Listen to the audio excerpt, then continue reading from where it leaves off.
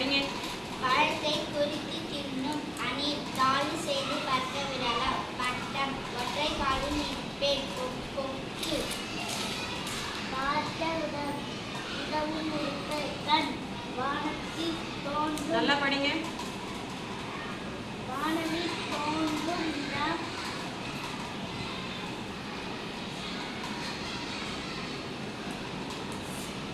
வானவில் எங்க பாப்பீங்க? மரங்கள் இருக்கும் பகுதி காடு. வறண்ட நிலப்பரப்பு பாலைவனம். நாம் வசிக்கும் இடம் பூமி. குதிரையின் வேர்பெயர் பரி.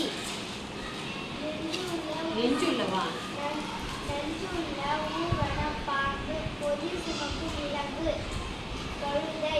பாலைவன கப்பல் ஒட்டகம். பேச்சு தமிழ்ல பேசுற மாதிரியே படிக்கும்போது அதே சிந்தனையில படிக்க கூடாது, சரியா?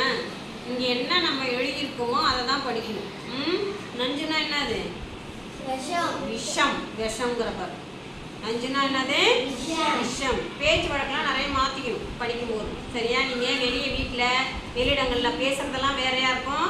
ஆனால் நம்ம எழுத்து வழக்கில் படிக்கும்போது இதுதான் இலக்கண முறைப்படி நம்ம படிக்கணும். எதுக்காக இப்படி கொடுத்துருக்கேன் மிஸ்ஸு?